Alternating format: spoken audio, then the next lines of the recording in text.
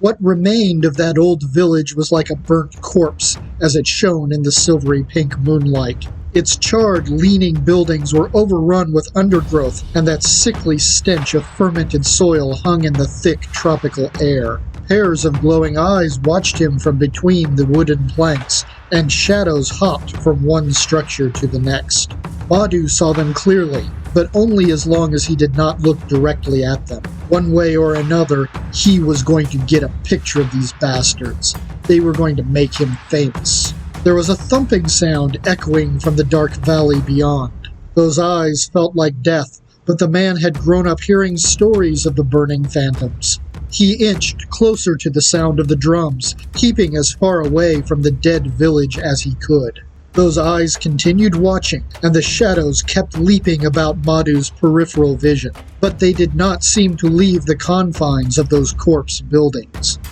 In the valley below, a whole river of shadows marched in the distance. The man inched a little closer in hopes of a better view, when the rock under his foot slid. He fell backwards and slid down the muddy incline before he caught a tree trunk in his hand. His camera swung around, smashing its lens in the process. His back was warm and wet from the mud that had now found its way underneath his clothing. A few small shards from the camera lay scattered about him. The thick stench of rotting vegetation once again filled his nostrils. The drumming continued. There were more eyes on him than before. He felt rather than saw them, but they created the same sensations as those shadows from above.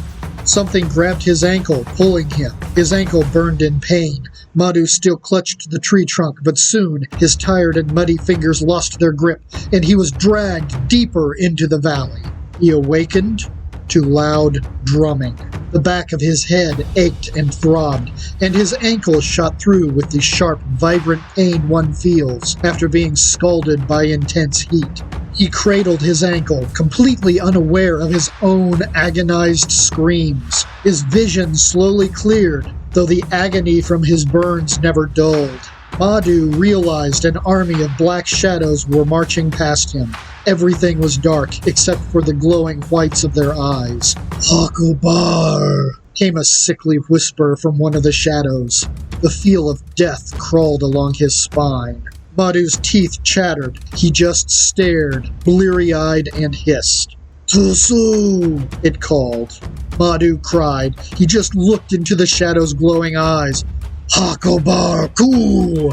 The phantom thrust a spear-shaped shadow through him, and a sizzling sound filled the valley.